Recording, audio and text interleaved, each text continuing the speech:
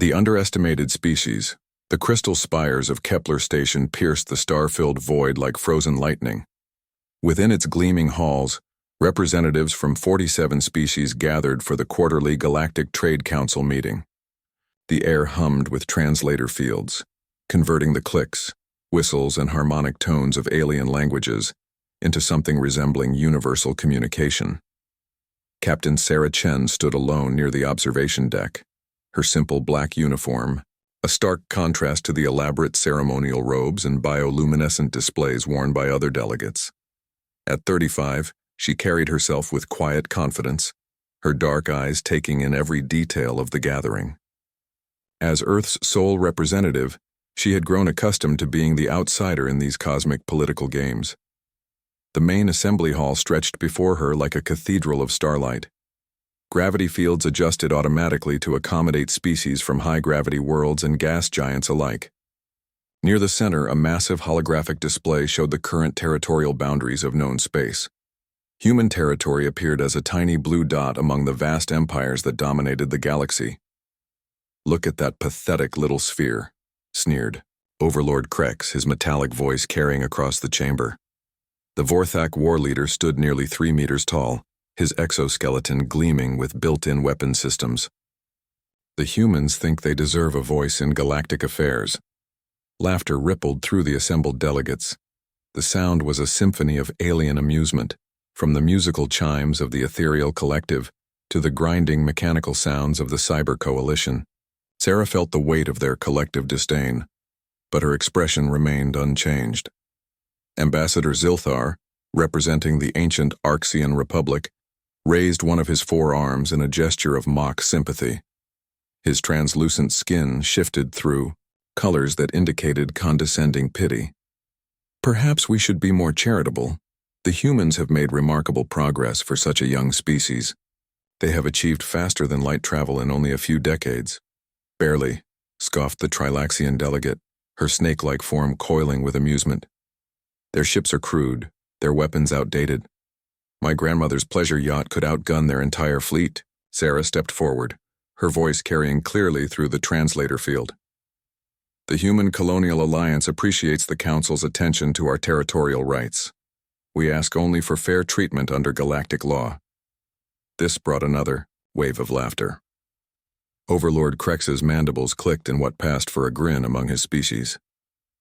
"Territorial rights? Your entire species controls fewer than 50 star systems. The Vorthak Empire spans 12,000 worlds." "Size isn't everything," Sarah replied calmly. "Quality over quantity has always been humanity's strength." The Vorthak overlord's eyes blazed with insulted fury. "Quality? Your ships are assembled from scrap metal and hope. Your weapons are chemical projectiles barely more advanced than throwing rocks. We have conquered species far more advanced than yours without breaking stride." The chamber fell silent as Krex activated a holographic display showing the Vorthak fleet. Thousands of ships filled the projection, each one a monument to military engineering. Their hulls gleamed with energy shielding, their weapons arrays capable of glassing entire continents. "I formally announce the Vorthak Empire's intention to expand into human space," Krex declared. "Your species has 30 days to evacuate your worlds or submit to imperial rule. This is not a negotiation." Sarah felt the eyes of every delegate upon her. Some showed curiosity, others pity, but most revealed the cold calculation of predators watching wounded prey. She had expected this moment, had prepared for it during the long journey to Kepler Station. "The Human Colonial Alliance declines your generous offer," she said, her voice steady despite the magnitude of what she was refusing. "We will defend our territory." The chamber erupted in shocked murmurs. Even Ambassador Zilthar's skin flushed deep purple with surprise. No species had ever refused Vorthak expansion demands and survived. Overlord Krex's laughter boomed across the assembly. "Defend? With what? Your merchant vessels? Your mining platforms? We have detailed intelligence on your entire fleet. 63 ships, most of them converted civilian craft. We will deploy 300 warships for this campaign, though honestly 30 would be sufficient." Sarah reached into her jacket and retrieved a small communication device. It was unlike anything the aliens had seen before, its surface covered in shifting patterns that seemed to bend light around them. She activated it with a touch. "This is Captain Chen to Fleet Command," she said, her words being transmitted across impossible distances through quantum entanglement networks the aliens couldn't detect. "Authorization Starforge 77 Alpha. Inform Admiral Torres that diplomatic contact has concluded. Humanity's position is clear." The device chirped once in response, then went silent. Sarah tucked it away and faced the assembly with renewed confidence. "The Vorthak Empire has made its intentions clear," she announced. "The Human Colonial Alliance will respond appropriately." Ambassador Zilthar leaned forward, his four eyes focusing intently on the human representative. "Captain Chen, surely you realize the futility of resistance. No species has successfully opposed Vorthak expansion in over 2 centuries. "Then perhaps it's time someone did," Sarah replied. "The galaxy has grown comfortable with the idea that might makes right. Humanity has a different perspective. Overlord Krex's weapon systems hum to life, their targeting lasers painting red dots across Sarah's uniform. Careful, human. Your diplomatic immunity extends only so far." Sarah didn't flinch. "And your reputation for invincibility may be more fragile than you think." The tension in the chamber was palpable. Delegates from species that had witnessed Vorthak conquests firsthand watched in fascination and horror. Some had never seen anyone speak to the Overlord with such calm defiance. "You amuse me," Krex said finally, his weapons powering down. "I will enjoy watching your species kneel when my fleets reach your pathetic little worlds. Perhaps I will keep you alive long enough to witness humanity's submission." "Perhaps," Sarah agreed. "Though I suspect you'll find the experience quite different from your expectations." As the council session ended, delegates dispersed to their ships and quarters, buzzing with conversation about the humans' shocking refusal. Most gave humanity a few weeks at most before complete surrender. A few more optimistic observers predicted a month of token resistance before the inevitable conquest. Sarah remained in the observation deck as the chamber emptied, watching the stars beyond Kepler Station's crystal walls. Her reflection in the transparent metal showed a woman who appeared calm and collected, but her eyes held depths that spoke of hidden knowledge. Far beyond the edge of known space, in a region the galaxy's maps marked as empty void, Admiral Marcus Torres received Sarah's transmission aboard the command ship Indomitable. At 52, he had spent his entire adult life preparing for this moment. His weathered face showed the strain of carrying humanity's greatest secret. The bridge around him was unlike anything the aliens had ever seen. Where their ships relied on rigid hierarchies and automated systems, the Indomitable hummed with collaborative energy. Officers worked in teams, sharing information and insights in real time. The ship itself seemed to breathe with organic intelligence, its systems adapting and evolving based on crew input.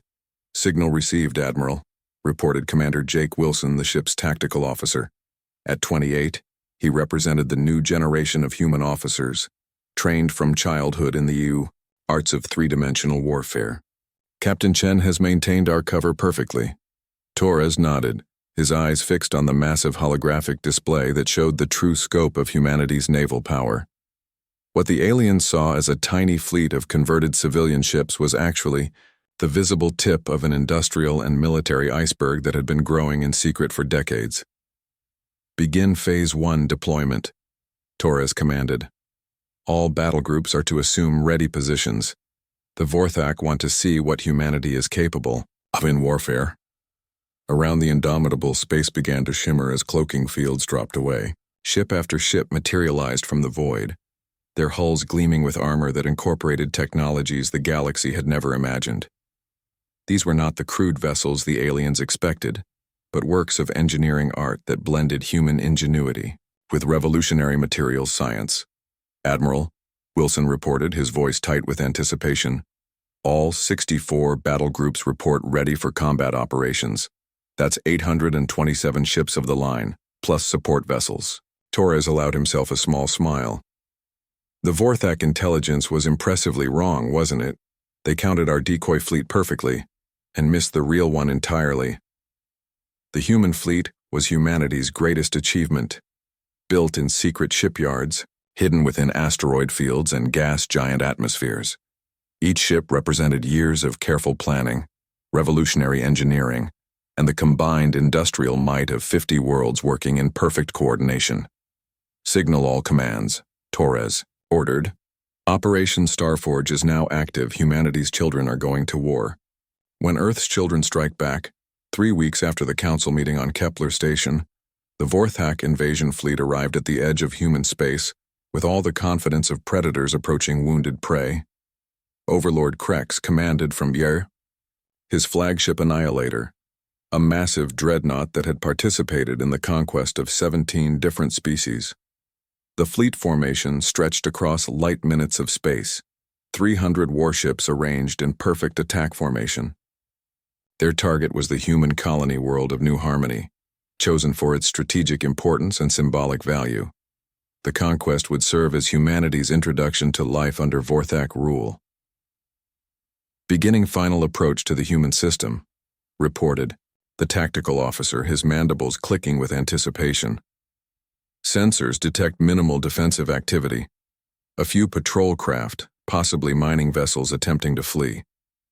Overlord Krex studied the holographic display with satisfaction. The human response was exactly what intelligence had predicted.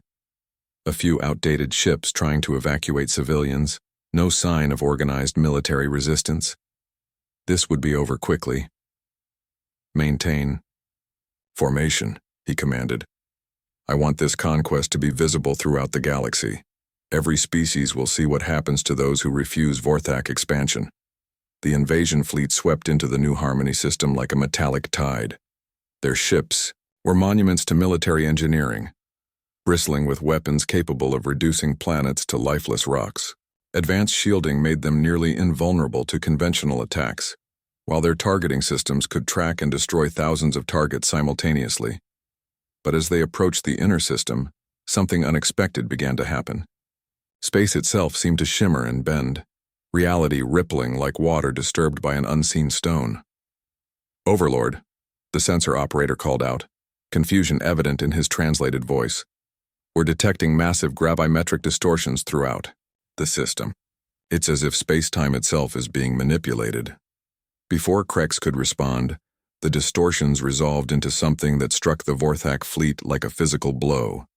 Ships materialized from nowhere, not just a few desperate defenders, but an entire fleet that dwarfed the invasion force. Hundreds of vessels arranged in perfect battle formation, their hulls gleaming with unknown technologies. Impossible, Krex whispered, his exoskeleton's threat indicators blazing with warnings.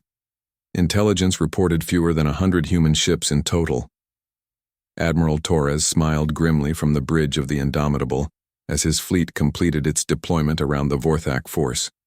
The humans had used their time wisely, positioning their ships to create a perfect three-dimensional trap. The invaders found themselves surrounded, with human vessels above, below, and on all sides. Open a channel to the Vorthak flagship, Torres commanded. Let's see if their overlord is as confident now as he was at the council meeting. The communication link crackled to life, carrying Torres's voice across space to the enemy command ship. Overlord Krex, this is Admiral Marcus Torres of the Human Colonial Defense Force. You are surrounded and outgunned. I offer you one chance, to withdraw your forces and return to Vorthak space. The response came immediately, filled with rage and disbelief.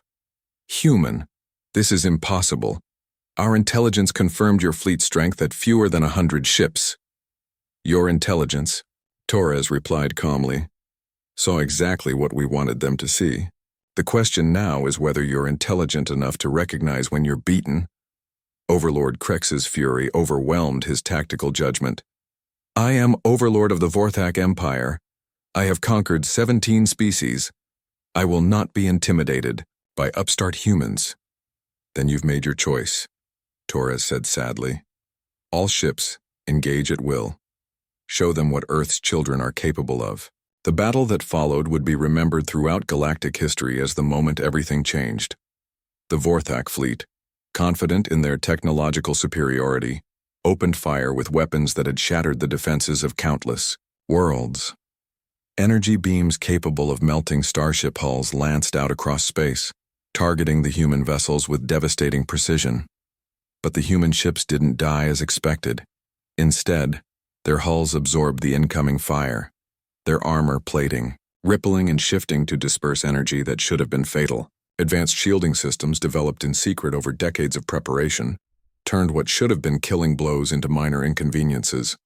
Their shields are adapting to our weapons, the Vorthak tactical officer reported, his voice rising with panic. Energy absorption rates are increasing with each hit. Commander Wilson grinned fiercely as he coordinated the human response from the Indomitable's tactical center. Admiral, enemy shields are performing exactly as predicted.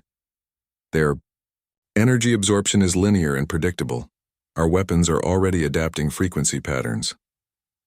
The human counterattack began with surgical precision. Where the Vorthak used brute force and overwhelming firepower, the humans employed tactics that seemed to anticipate their enemy's every move. Ships that should have been destroyed by superior firepower instead danced through space with impossible grace, their crews working in perfect harmony to outmaneuver vessels twice their size. How are they moving like that? Krex demanded as he watched human ships execute maneuvers that should have been impossible. Their acceleration rates exceed theoretical maximums. The answer lay in humanity's greatest advantage: cooperation. Where alien crews functioned as rigid hierarchies with predetermined roles, human crews operated as organic teams. Every officer and crew member contributed to ship operations in real time, creating a collective intelligence that was greater than the sum of its parts. Captain Elena Vasquez commanded the heavy cruiser Defiant, with the fluid grace of a conductor leading an Issei orchestra. Her crew of 200 worked as one mind, sharing tactical data and coordinating responses faster than any automated system could match. Incoming missile barrage from the Vorthak heavy cruiser at bearing 27 Mark IV, reported her tactical officer. I see it, Vasquez replied, her hands dancing across her command interface. Helm, roll 15 degrees starboard and accelerate. Weapons, target their missile launchers with particle beam alpha. Engineering, reroute power from secondary systems to forward shields.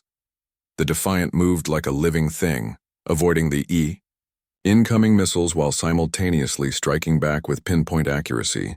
The Vorthak cruiser's missile launchers erupted in silent explosions, their threat neutralized by human precision. Throughout the battle space, similar scenes played out as human crews demonstrated the power of adaptive thinking. Where the Vorthak relied on predetermined battle plans and automated responses, the humans improvised and adapted in real time. Every challenge became an opportunity for innovation. Their tactics make no sense, the Vorthak fleet commander reported to Overlord Krex.